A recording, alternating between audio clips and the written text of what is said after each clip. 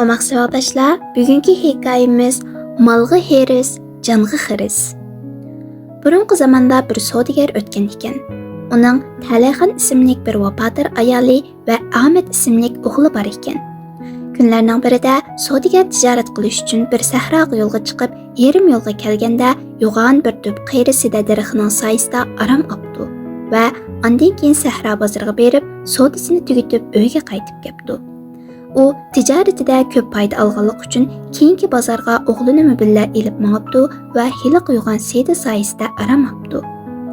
Bir chaqdan keyin savdogar uyg'onib qarasa, o'g'lini yilon chiqib holsizlantiribdi. Bu holni ko'rgan savdogar yilonni o'ldirish uchun qo'liga tashlabdi. Yilon zuvonga kelib, "Hey odamzod, meni o'ldirsang, o'g'ling terilib qolarmi?" debdi. "O'g'lim terilmasimi, jonga jon olaman," debdi savdogar. "Men sana bir sanduq oltin beray, mening jonimga zomin bo'lmag'in," debdi yilon quyruqini shipanglatib turib. Va savdogarni yo'l sirtidagi bir idarliqqa boshlab berib, bir sanduqni ko'rsatibdi. Savdogar sanduqni ichib oltinlarni ko'rgandan keyin yilonning gunohidan o'tibdi.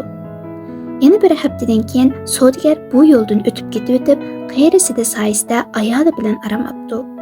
Bu qitim yilon savdogarning ayolini chiqib o'ldiribdi. G'azabga kelgan savdogar yilonni cho'qim o'ldirmoqchi bo'lib, yo'g'on bir toshni qo'liga olibdi. "Ey savdogar, bu qitimni meni afu qilsang, men seni obdan rozi qilatdim," debdi yilon yalvirib turib. Savdogar yilonning o'tganki sehiyligini eslab, qo'lidagi toshni tashlabdi. Yilon bu navbat bir sanduq oltin bilan bir komzat yoqut berishga va'da beribdi. Savdogar yilonning bu so'zini anglab, intayin xushal bo'libdi va yilonni olgan yoqut bilan bir sanduq oltin elib qaytibdi. Kunlar o'tib, savdogar bu yo'ldan yana bir qitim o'tib, yilonning makoni bo'lgan bu qayri sedining soyasida yana aram elib uxlab qolibdi.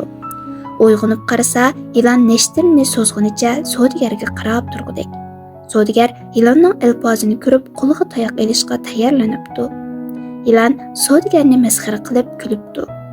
Savdogar yilonga yalviribdi. Yilon uningga qilcha pisand qilmay, "Ey ahmoq, avval o'g'lingni chaqdim, ibrat olmading. Keyin ayolingni chaqdim, yana ibrat olmading. Sen mol dunyoga heris bo'lganliging uchun bu oqibat o'zingga kelishini o'ylamading. Mol dunyoga berilmay meni o'ldirgan bo'lsang, bu holga qolmas eding," deb uni chiqibdi-da, ko'zdan g'oyib bo'ldi. Savdogar mo jon uzibdi.